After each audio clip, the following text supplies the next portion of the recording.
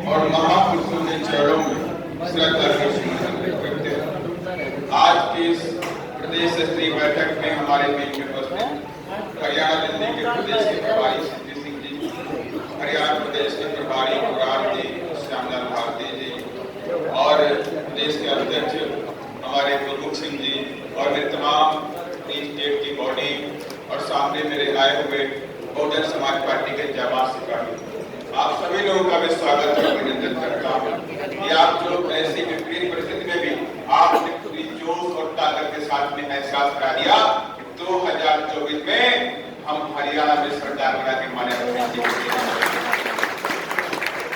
मुझे लोग बोल रहे थे हरियाणा की मीटिंग अच्छी नहीं होगी, बोले आएंगे ये लोग बहुत निराश है, बहुत दुखी है, जोश खत्म हो गया, ठंडे पड़ गए, लेकिन इधर आ गया तो मालूम हुआ तो गर्मी ही गर्मी चल रही, कोई छोड़ ठंडा नहीं हुआ, सारे गर्म।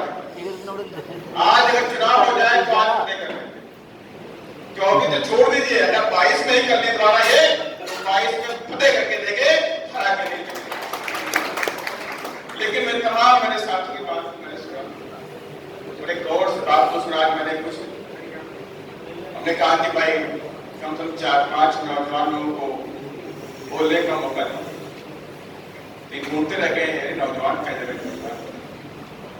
कम से कम 2 नौजवान इधर आए, 50% में कोटा पूरा किया, 50% नौजवान, 50% हमारे जो साथी में करा गए। लेकिन मैं तो ये चाहता था कम से कम 4 नौजवान साथी मेरे को, हिमालय बहन जी की इच्छा की इस मूवमेंट को चलाने के लिए नौजवानों की जरूरत है। अभी मेरे कई साथी मुझ पर सो गए, ये उम्र का तकाजा है, बात हंसने की नहीं है। जब आप धीरे धीरे उस एज पे पहुंच जाएंगे तो आप एज की वजह से आपके पास सारा संस्कृति जो है आपके कंट्रोल में रहेगी। उसके बाद भी हम उनके जज्बे को सलाम करते हैं कि वो इस एज में भी इस मिशन और मूवमेंट के लिए जिंदा है, आज के साथ में जिंदा है, अपने कंधे से कंधे मिला करके इस मूवमेंट और मिशन को सीखना चाहिए। लेकिन आज हमें नौजवानों की जरूरत खास तौर से थी। पूरे देश के अंदर एक बात चली मीडिया के अंदर, ये मिशन खत्म हो गया। जिस दिन 10 तारीख को रिजल्ट आया उत्तर प्रदेश के अंदर, तमाम मीडिया वालों के चेहरे खिले हुए, उनको लगा कि उत्तर प्रदेश से ज्यादा जीत तो इस बात की है कि बीएसपी खत्म हो गई, बीएसपी खत्म हो गई। 1 साल से सारी मीडिया पड़ी हुई कि बीएसपी तो फाइट में नहीं है, बहन जी तो निकलती नहीं है, बहन जी रोड पे नहीं आती हैं, बीएसपी के लोग काम नहीं कर रहे हैं। लेकिन बीएसपी के लोग काम कर रहे हैं, गांव-गांव में काम चल रहा है।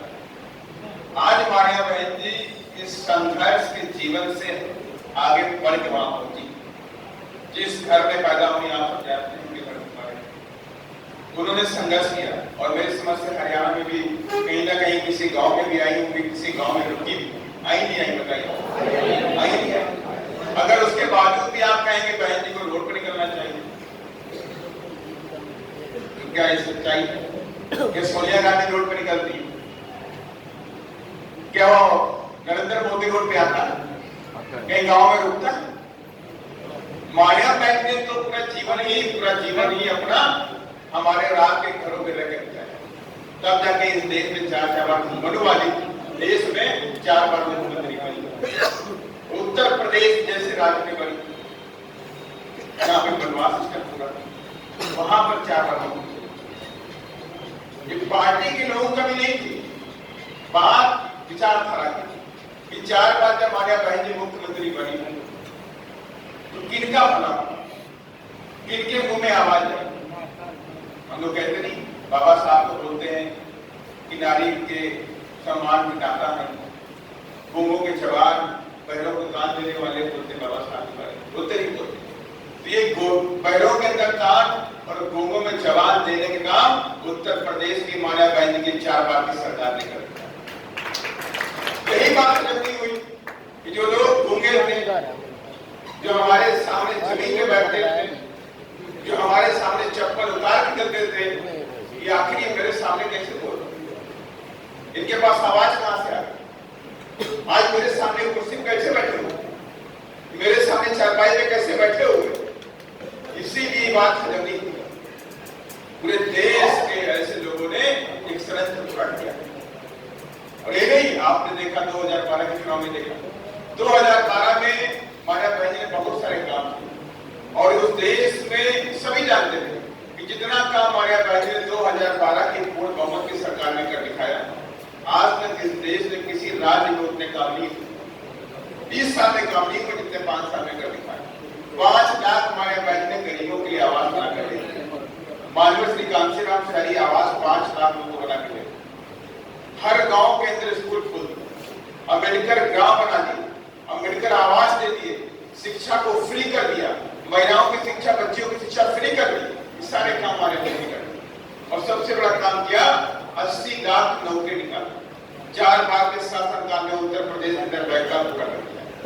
आजादी से बाद से लेकर के 2012 तक जितना भी बैकलॉग था SC ST OBC का, उत्तर प्रदेश में पूरा कर दिया। कई लाख नौकरी निकाल दी। ये सारी बातें हैं जब भी ये तो गरीबों के लिए काम कर रही है, दलितों के लिए काम कर रही है, पिछड़ों के लिए काम कर रही है, सब समाज के गरीबों के लिए भी काम कर रही है, आदिवासियों के लिए काम कर रही है। ये सिस्टम के खिलाफ है, ये उनके सिस्टम के खिलाफ है, लेकिन हमारे सिस्टम के फेवर में। इसीलिए 2012 में राहुल गांधी से लेकर सोनिया गांधी से लेकर सारे लोग बीजेपी से लेकर सपा वाले चिल्लाना शुरू कर दिए। क्या बोले? हाथी पैसा खा रहा है। बोला नहीं बोला?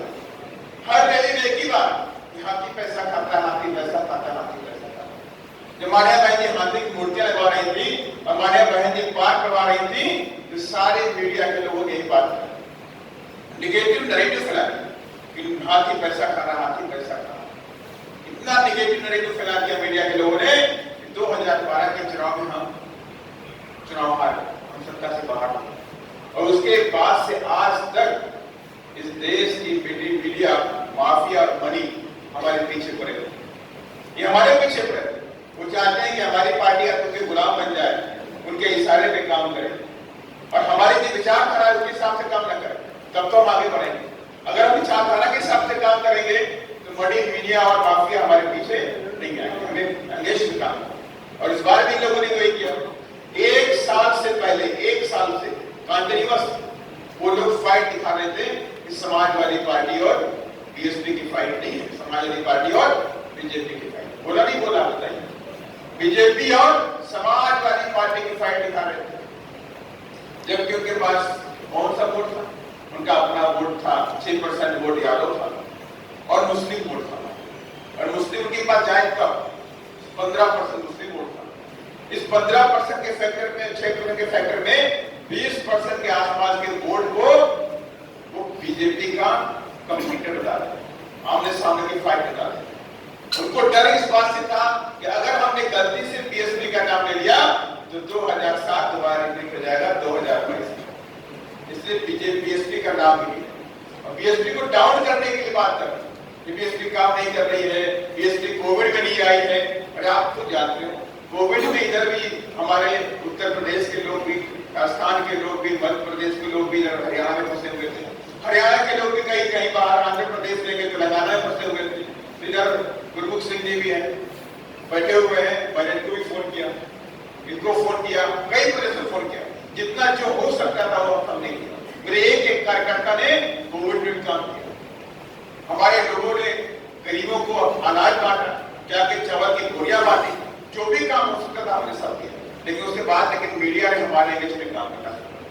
मीडिया ने एक नेगेटिव नैरेटिव फैला दिया कि बीएसपी तो फाइट में नहीं, बीएसपी तो फाइट में नहीं, बीएसपी तो फाइट में। उसका नुकसान हमें उठाना, क्योंकि हमारी अपनी मीडिया नहीं है। क्योंकि हमारी जो मीडिया है, जिस पर हमने सोशल मीडिया भरोसा किया, उन लोगों ने भी उल्टा बोला है, उन लोगों ने उल्टा बोला है। आज भी लिख रहे हैं। लेकिन बात समझ लीजिए, मिशन और एक मूवमेंट हम सब जानते हैं। हमारी पार्टी मिशन है, मूवमेंट है, आंदोलन है। तो इस मिशन और मूवमेंट में 2 तरह के लोग होते हैं, एक खुददार होता है, दूसरा गद्दार होता है कि नहीं होता? 2 ही तरह के लोग होते हैं आपके, एक खुददार होगा, दूसरा गद्दार। और जो खुददार होगा वो कभी आपको छोड़ के नहीं जाए, ऐसी भी परिस्थिति आ जाए वो आपको छोड़ के नहीं जाए। और जो गद्दार होगा वो छोड़कर और वही ऐसे लोग आपको उल्टा पुल्टा बोला, आपके नेताओं के बारे में उल्टा पुल्टा बोला, आपकी पार्टी के बारे में उल्टा पुल्टा बात है। तो ऐसे गद्दारों से हम लोग, और देखिए कितनी लंबी ताकत कर बैठी हुई है। सबकी बात तो मैंने सुना। ये वो खुददार है जो मिशन और मूवमेंट के लिए अपना जीवन बलिदान करने के लिए बैठे हुए यहाँ पे कैसे लोग नहीं है, टिकाऊ लोग नहीं बैठे यहाँ पर, ये खुददार लोग बैठे और गद्दार हमारे चले गए। पार्टी से गद्दार चले गए। जो इस पार्टी में अपने बेनिफिट के लिए आया है, जो अपने फायदे के लिए आया है, वो इस पार्टी में कभी रुक नहीं सकता। तो ये मिशन है, आंदोलन है, इस पे तो हमें त्याग के भावना से काम करना है। यहाँ पे काम अपने नहीं करते हैं, हम आने वाले जनरेशन के लिए काम करते हैं, आने वाले समाज के लिए काम करते हैं और अपने गरीब समाज को इस देश में बराबरी का हक दिलाने के लिए हम काम कर रहे हैं। हम किसी फायदे के लिए काम नहीं करते। और ये जितने भी लोग बैठे हैं, जितने भी मेरे यहाँ से लेकर पीछे तक बैठे हुए हैं, एक एक तरह जो कार्यकर्ता है वो पार्टी और मूवमेंट के लिए और समाज के लिए काम करता है, न कि अपने फायदे के लिए काम। फायदा कब मिलेगा जब आप सत्ता में आएंगे, उससे पहले क्या, उससे पहले त्याग और बलिदान। समय का भी है, समय आप देंगे पूरा, पसीना भी बहाएंगे आप, खून भी बहाएंगे आप, पैसा भी खराब करेंगे पूरा, लेकिन किस लिए? ये मिशन और मूवमेंट है, ये बाबा साहब की विचारधारा है, बाबा साहब का मिशन मूवमेंट है। इस मिशन और मूवमेंट को इस देश के लाल किला पे पहुंचा कर रहेंगे, इसलिए काम कर रहे हैं। और जिस दिन हमारा नीला झंडा इस देश के लाल किला पे पहुंचेगा, उसी दिन हमारा मिशन मूवमेंट पूरा होगा, उसी दिन पूरा। और मैंने आप सबसे पहले भी कहा, ये सत्ता का महासंग्राम, ये सत्ता की जंग है, इसको आप इतने हल्के मत लीजिए। आप हल्के मत लीजिए कि सत्ता के महासंग्राम को आप जीत जाएंगे।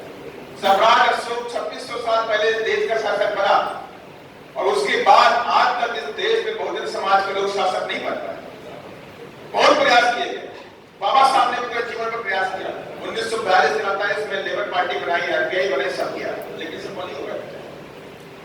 लेकिन हम सब लोग मिलकर के बाबा साहब की विचारधारा को लेकर के माननीय श्री कांशीराम साहब ने हम सबको जगाया और कहा इसी विचारधारा से हम इस देश के लाल किला पे कब्जा करें।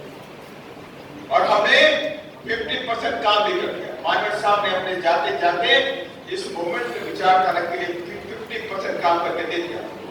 50% में आपको काम देकर जा रहा हूं। उत्तर प्रदेश में 3 बार मुख्यमंत्री बना चुका हूं। अब आप लाल किला की तरफ देखो, उत्तर आपको किला नजर आ जाना है। लेकिन हमारे बीच में रुकावट पैदा, दुश्मन हमारी नीतियों को समझ गया, दुश्मन हमारी चालों को समझ गया, हमारे लोगों को तोड़ना शुरू कर दिया। तो मेरा बहुजन समाज में कहता हूं कि 6749 जातियों का समूह ये बहुजन समाज कहलाता है देश के अंदर, उसको तोड़ लिया है, उसमें फ्रैक्शन पैदा किया, उसको बांट दिया, जात के हिसाब से नेता नहीं करते। हमने जात के हिसाब से नेता पैदा किए थे, उन नेताओं को इन लोगों ने इधर भी खरीदा है, पंजाब में खरीदा है, मध्य प्रदेश में खरीदा है और उत्तर प्रदेश में खरीदा, हर जगह उन लोगों ने जिन्होंने बीएसपी की पाठशाला में नेता बन के आगे बढ़े, वो आज बीजेपी में बैठे हुए, बैठे कि नहीं बैठे। इस मूवमेंट मिशन को बहुत लोगों ने धोखा किया, बहुत लोगों ने धोखा किया, जिन पर माननीय श्री कांशीराम साहब ने भरोसा किया, जिन पर माननीय बहन जी ने भरोसा किया, ऐसे लोगों ने इस मिशन मूवमेंट को धोखा दिया। लेकिन माननीय बहन जी आज फक्र कहती है, फक्र से कहती है कि मुझे नाज है मेरे समाज पे, कम से कम चट्टान पर के मेरे साथ में खड़ा है। इसलिए हमें भी नाज है और हम सब माननीय बहन जी की वो 11 तारीख में जो माननीय बहन जी के साथ उस प्रेस कॉन्फ्रेंस हम सबके दिल को रुला दिया। आप सबने सुना भी, सुना नहीं सुना कि आवाज में कैसी करकश, चेहरे पे दिखाने, चेहरा दिखा बनती, जो चेहरा मतलब हमेशा शेरनी की तरह दहाड़ने वाला चेहरा था, वो कैसा चेहरा, जो आवाज में जो करकश थी, लगा कि अभी बहन जी रो रही, लेकिन बहन जी तुम्हारी शेरनी बहन, कितनी भी बड़ी हार हो लेकिन वो डरने वाली नहीं और थकने वाली नहीं। और फिर से कह दिया, हम पत्थर काट के, पहाड़ काट के रोड बनाएंगे और लाल किला पे नीला झंडा फहराएंगे। ऐसी हमारी करेंगे और हम सबको बहन जी का साथ, जिम्मेदारी हमारी बनती है कि हमारे जितने भी साथी इधर बैठे हुए, सामने बैठे हुए, हम सबको निकलना पड़ेगा गाँव। और इसीलिए हमने आज सुधार दी। मैंने कहा कि इधर पूरी स्टेट बॉडी कमेटी कर बैठी रहती, काम नहीं करती, लेकिन काम तो मैं आज बांट दिया। काम 1 अप्रैल से लेकर 10 अप्रैल 1 अप्रैल से लेकर 10 अप्रैल के बीच में जिला और विधानसभा कमेटी की समीक्षा की जाए। मैंने टाइम ऑन कर दिया। ये नहीं कि आप पूरे अप्रैल पर एक चीज कर रहे, ये नहीं चलेगा। 1 से लेकर 10 अप्रैल तक आपको जिले की समीक्षा करनी है, जिला कमेटी की रिव्यू करना है कि जिला कमेटी में कौन लोग काम कर रहे हैं, कौन लोग काम नहीं कर रहे हैं। आपको हटाना नहीं है। अगर सारे के सारे अच्छा काम कर रहे हैं, जिला कमेटी की मीटिंग बुलाइए, सारे लोग बोलते हैं हमारी कमेटी अच्छी काम कर रही है, तो आप उसको टोके कर दीजिए। और विधानसभा कमेटी बुलाइए। विधानसभा कमेटी में अगर सारे के सारे हमारे जो वर्कर है, हमारी टीम काम कर रही है, तो उसको ओके कर दीजिए। इसके लिए हमने आपको समय दिया 1 से लेकर 10 अप्रैल तक। ये जो बंदे हमने लगाए हैं, इनका सिर्फ ये काम है, ये जिले में जाएंगे और वहां पर मीटिंग में बैठेंगे और समीक्षा करेंगे। कोई बदलाव नहीं करेंगे, इनके पास बदलाव करने की कोई ताकत नहीं है। अगर कमेटी काम नहीं कर रही, वहां पे कोई कर्मचारी हमारा काम नहीं कर रहा है, तो उसका नाम लिखकर लेकर आए। और किसको बनाना है, ये नहीं बनाएंगे। वही की टीम के लोग 4 से 5 नाम देंगे, ये 3-4 नाम हमारे आपको देंगे, इसी में से किसी को एक आप बना, उसकी घोषणा यह प्रदेश कमेटी से जाए। सही है कि नहीं सही बताइए। इस सिस्टम से काम चलेगा। और 10 अप्रैल के बाद 11 अप्रैल से लेकर के 15 मई तक सेक्टर कमेटी का समीक्षा होगा। इसमें एक जो मेरा पदाधिकारी है स्टेट बॉडी का हो और चाहे वो जिले में जो प्रभारी लगे हो, क्योंकि जिला जोन का सिस्टम आने पहले खत्म कर दिया। कोई भी जिला में जोन नहीं रहेगा, जोन कमांडर जिले में नहीं रहेगा, अब जिला प्रभारी के रहेगा। माने कि 2 से 3 लोग हमारे जिला प्रभारी बनाए जाएंगे। जो भी हमने जिला जोन कमांडर बनाए हुए हैं, उनको हम जिला जोन नहीं कराएंगे, उनको हम जिला प्रभारी कराएंगे। वो जिला प्रभारी के साथ में मिलकर के प्रदेश कमेटी के जो लोग हैं, ये लोग उन जिलों में जाएंगे और एक सेक्टर कमेटी पर जाकर के सेक्टर कमेटी गठन करने का काम करेंगे। बीएसपी को गांव-गांव में जाना है। अब वो सिस्टम नहीं चलेगा, इधर आ बैठे आओ, उधर कुर्सी बैठो, चले जाओ। कुर्सी उन्हीं को मिलेगी जो गांव में दिखाएगा अपना काम, जो काम लेके आएगा कि मैंने काम कर दिखाया है, तो उसको इधर कुर्सी मिलेगी, वरना कुर्सी नहीं मिलेगी। सही है कि नहीं सही बताइए? सही है। कुर्सी ऐसे नहीं मिलती है। कुर्सी त्याग, तपस्या और बलिदान चाहिए, मेहनत चाहिए, खून पसीना जब पाओगे तो कुर्सी मिलेगी। ऐसे आराम से कुर्सी नहीं मिलेगी, आपको गांव चलना पड़ेगा। और इसके लिए हमने कह दिया 11 तारीख से, जब आपकी 1 से लेकर 10 तारीख तक के बीच में आपकी जिला कमेटी की समीक्षा हो जाएगी, विधानसभा कमेटी की समीक्षा हो जाएगी, तब अब आप विधानसभा कमेटी के साथ मिलकर के जिला के लोगों को लेकर के आप विधानसभा वार जाएंगे। किसी ना किसी सेक्टर पर आपको टीवी जाना है और सेक्टर कमेटी का गठन करना है। इस तरह से काम करना है। और इसके साथ ही 15 मई तक जब आपका सेक्टर कमेटी गठन हो जाएगा, 15 मई से अगले जून तक, 15 मई से लेके 15 जून तक पूरे प्रदेश के अंदर हर जिले में कैडर कैंप का आयोजन किया जाएगा। अरे ये सब नोट कर लीजिए, जो मेरे साथी सामने बैठे हुए सारे लोग लेके डायरी आए भाई, कितने लोग लेके आए? बाकी लोग क्या कर रहे हैं? अपनी बात सुनाना है जी। लिखिए अपनी बात सुनिए, मेरी बात सुनाना है जी। आप तो लिख लो। अभी क्या हो? तो काम ही नहीं करोगे तो कैसे काम लेके जाओ, काम भी करो भाई। लाएगा ना अभी नहीं सुनूंगा किसी बात, मैं बोल रहा हूँ उसकी बात, लेकिन अभी नहीं सुनूंगा। जितनी क्रांति आपके अंदर उससे ज्यादा क्रांति जगत चलेगी। तुम्हारे मैंने बोला कि 15 मई से 15 जून तक हर जिले में कैडर कैंप होगा, नहीं होगा? माने कि अगर किसी जिले के अंदर 15 तारीख को कैडर कैंप हो गया, तो अब उसका कैडर कैंप जो होगा विधानसभा वार नहीं, विधानसभा वार। भाई सुन लीजिए आप लोग, माने कि 15 तारीख से लेके 15 जून तक हर जिले में कैडर कैंप होगा। और माने कि जिस जिले में 15 तारीख को कैडर कैंप हो गया, 16 तारीख को हो गया, या 17 तारीख को हो गया, 18 तारीख को हो गया, तो उन जिलों में उन कैडर कैंप के बाद तुरंत विधानसभा वार कैडर कैंप शुरू हो जाएगा। और उस कैडर के अंदर कौन लोग हैं?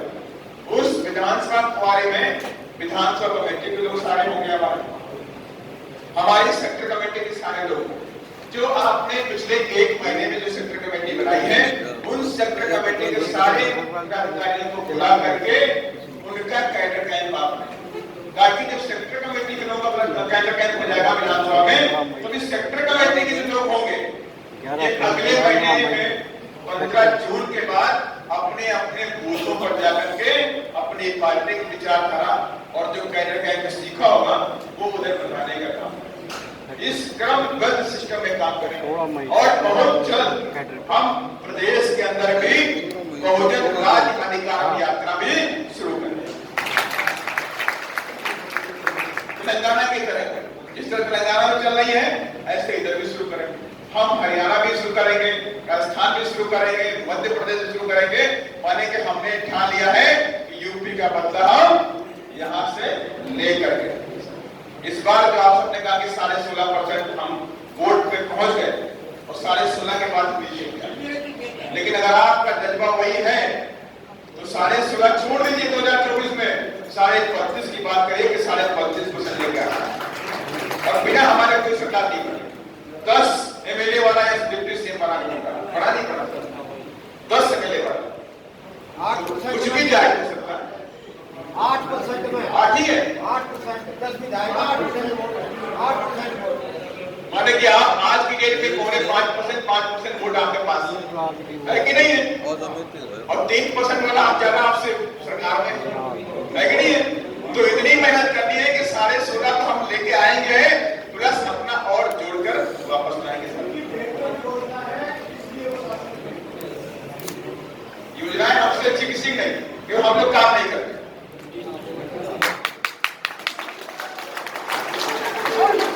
सबसे हमारी योजनाएं बीजेपी इंप्लीमेंट कर रही है, वो देख रही है बीएसपी वाले कैसे काम करते हैं। बीएसपी की सेक्टर कमेटी है, बूथ कमेटी, जो हमने सेक्टर कमेटी बनाई उसको मंडल कमेटी बना दिया, बनाई नहीं बनाया मंडल बना दिया। हमने बूथ कमेटी बनाई तो उन्हें पन्ना प्रमुख बना दिया, बूथ कमेटी बना दिया। वो सारा सिस्टम हमसे लेकर गए, विचारधारा भी हमसे लेकर गए। विचारधारा भी बाबा साहब की फोटो लाते हैं कि बाबा साहब को दिखा देते हैं। अभी आम आदमी पार्टी वाला बाबा साहब की फोटो दिखा देगा काम बना के, और हमारे लोग बाबा साहब को मन में रखे रहेगा, माने कि उन्हें बाबा साहब की फोटो दिखाता है। जो बाबा साहब की बात को मानता नहीं है, और ये बात मैंने पार्लियामेंट में कही थी कि अगर बाबा साहब की फोटो लगाने से ही बाबा साहब की विचारधारा पूरे देश में फैल जाए तो इससे अच्छा कुछ नहीं हो सकता। तो बहुजन समाज पार्टी इस देश में पार्लियामेंट से लेकर कन्याकुमारी तक बाबा साहब की फोटो लगा देगी, लेकिन बात फोटो लगाने से नहीं होगी, बात होगी जब बाबा साहब की विचारधारा पे चले तब जाके बात करने वाली, ऐसे नहीं करने। और उधर आपने देखा अभी सीपी सिंह ने, आप जानते नहीं है, सीपी सिंह ने बताया ये खामखा पार्टी, अच्छा सा नाम दिया खामखा पार्टी। ये खामखा पार्टी ने 5 रास्ता बना दिए, माने उधर 100% नहीं 90% मजलिस सिंह जो होता है उसने वोट किया आम आदमी पार्टी, किया नहीं किया, जो मैं नहीं कहता, उधर की रिपोर्ट मीडिया वालों ने कि कितने % लोगों ने उधर वोट किया। कुछ नवदसिया सिंह ने भी वोट किया, कुछ हमारे जट समाज के सारे लोग उधर चले गए खामखा पार्टी में। बीजेपी ने अपना सारा वोट ट्रांसफर कर दिया खामखा पार्टी में, और रास्ता बनाने की नौबत आई तो बनने ठंडा से बिजनेस में बनाए। तो कम से कम बहुजन समाज पार्टी तो आज अपने कार्यकर्ताओं को रास्ता भेजने का काम करती नहीं करती साथ। अगर आपका भाई रास्ता है तो दिन किसकी है, माने भाई जिसके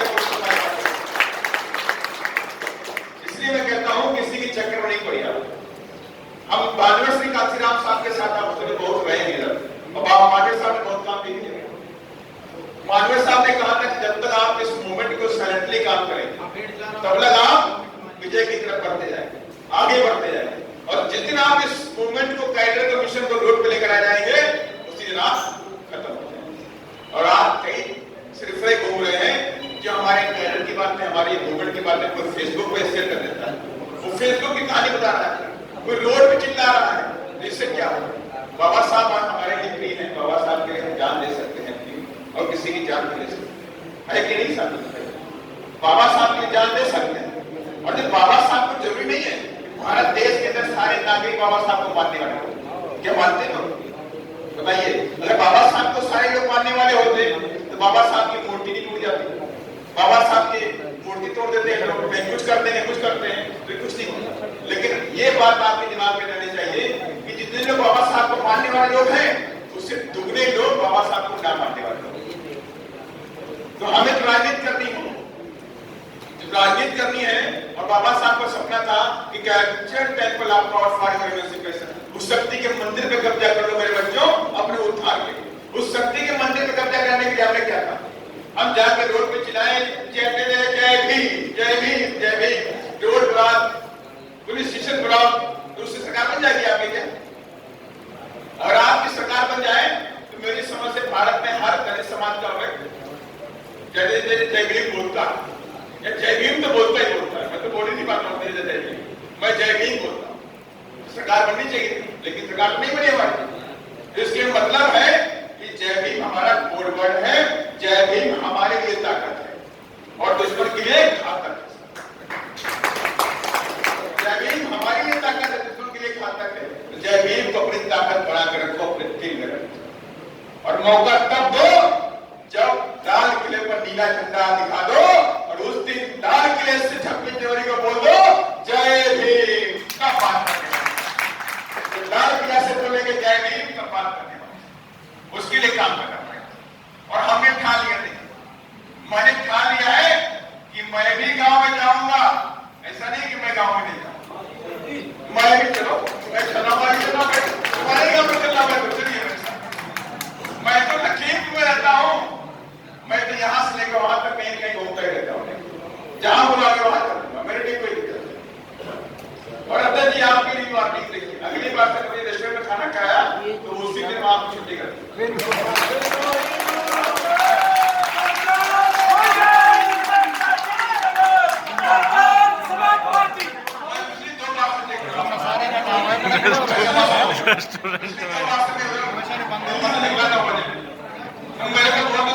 रोटी नहीं है तो मैं रोटी लेके आऊंगा, मैं 2-3 रोटी खानी होती, यही बात नहीं आती।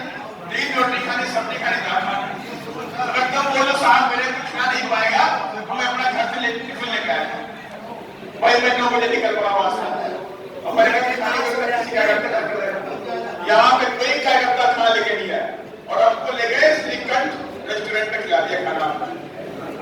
मेरा तो खून खो गया। मैं रेस्टोरेंट में खाना फिर नहीं चलाता, मुझे चाहिए गरीब के घर खाना, कार्यकर्ता के घर खाना तो रोटी। इसलिए मैं आपको वार्निंग दे रहा हूं, अगली बार गलती से मैं खाना खिलाया तो उसी रात में छुट्टी का। सर सबसे पहले मैं खिलाऊंगा सिर्फ 2 रोटी आपको।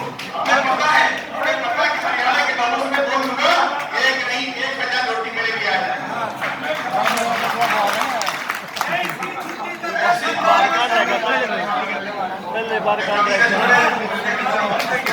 मैं अपनी गाड़ी में लेके चलता हूँ, वही खाना खा लेता हूँ। मुझे होटल में खाना खाना पसंद नहीं।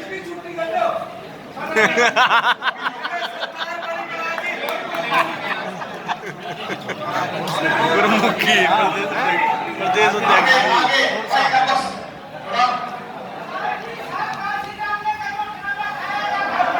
पंकज जी है।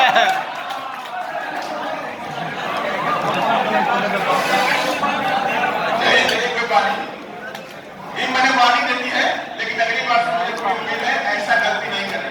मेरी आखिरी वार्निंग होती है, उसके बाद कोई वार्निंग नहीं होती। वही अगर आप बना के लाओ, अपने घर से बना के लाओ, अपने लिए खाना टिफिन लेकर 3 आदमी आते हैं, 3 रोटी खाते, बस यही तो होता है, ठीक है। और अगर आप में ताकत नहीं है तो आप किसी कार्यक्रम बोल दोगे तो मेरी रोटी लेकर आएगा।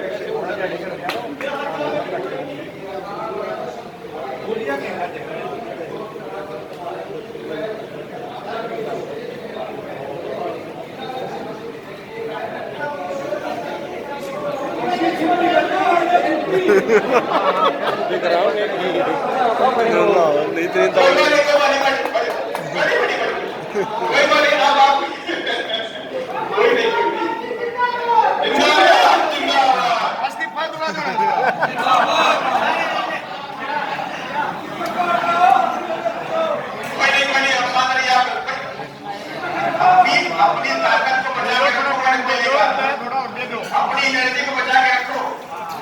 ये 24 में काम आएगी, आएगी नहीं आएगी? इस ताकत को बचा के रखो, 24 में काम आएगी। और सारी यही निकाल दोगे तो बात खाली हो जाएगी।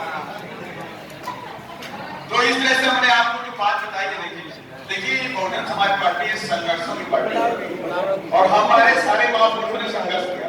मैं इधर देख रहा हूँ मेरे महापुरुषों की फोटो बाबा साहब से लेकर सारे फोटो लगी हुई है। अगर आप इनके बारे में पढ़ें, इनके बारे में जानें तो मेरे सारे महापुरुषों ने जीवन पर संघर्ष किया और पूरे जीवन पर उतार और चढ़ाव गया, आया कि नहीं आया? लेकिन मेरा कोई भी महापुरुष पीछे नहीं आया। बाबा साहब के जीवन में बहुत सारे उतार चढ़ाव आए, बहुत कुछ झेलना पड़ा, लेकिन पीछे नहीं हटे। तो ऐसे हमारी बहुजन समाज पार्टी की उतार चढ़ाव आएगा तो अगली बार उसके और भी ताकत के साथ आगे और ताकत के साथ आगे बढ़ेंगे। और आप देखिए एग्जाम्पल में आपको दे रहा हूं, समुद्र की लहरें आपने देखी होंगी, देखी नहीं देखी? समुद्र की लहरें बड़ी फोर्स के साथ में आती है। अब जब वो तट पे टकराती है तो कोई कितना भी तगड़ा नौजवान आदमी हो उसको खींच ले जाती है। लेकिन उस समुद्र की लहरों में लहरें जो होती हैं वो चढ़ती भी है और नीचे जा करके और ताकत के साथ में उड़ती। तो ये हमारे महापुरुषों का मिशन है। अगर इन लोगों ने नीचे कर दिया है तो 4 राज्यों में बहुजन समाज पार्टी की सरकार बना करके इनको दिखा देंगे कि कितना तुमने करा उससे 4 गुना आगे हम लेकर के साथ। और इस दावे के साथ मैं कहता हूं 2023 में आप देखिएगा कि राजस्थान हो चाहे तेलंगाना हो चाहे मध्य प्रदेश हो चाहे वो छत्तीसगढ़ हो, आपसे पहले चुनाव होगा और वहां बिना बीएसपी की कोई सरकार नहीं बनने वाली। इतनी ताकत वहां पे है और इतनी ताकत वहां पे खड़ी हो गई है और मुझे पूरी आशा और विश्वास भी है कि 2024 में हरियाणा में बहुजन समाज पार्टी का नीला झंडा चंडीगढ़ में जाएगा, नीला झंडा चंडीगढ़ में जाएगा। और हम सब ने तय कर लिया है कि सत्ता के महासंग्राम को जीत करके रहेंगे और 2024 में दुनिया कितनी भी ताकत लगा ले हमारे बढ़ते कदमों को रोक नहीं पाएगी। और 2024 में नीला झंडा हमारा लाल किला में जाकर के रहेगा साथियों। और इसके लिए मैं आह्वान करता हूं मेरे एक-एक कार्यकर्ताओं को, आप लोगों को एक-एक घर में जाना पड़ेगा और बाबा साहब की अलग को जगाना पड़ेगा और जय भीम बोलना पड़ेगा। एक-एक घर में जाना पड़ेगा, एक-एक घर में बैठना पड़ेगा। ये मत समझिएगा कि किसी गांव के अंदर गए 10 लोग इकट्ठा हो गए और 10 लोगों की मीटिंग करने आपने पूरा करना, बिल्कुल नहीं। इसमें अगर आपने 10 लोगों की मीटिंग की तो आप नुकसान में आएगा। आप छोटी छोटी मीटिंग करें। एक गांव में अगर 10 लोग आए हैं तो आप समझ लेना कि अभी 90 लोग बाकी रहे, उनको समझाना बाकी रह गया। तो इसके लिए आपको उसी गांव के अंदर कम से कम 16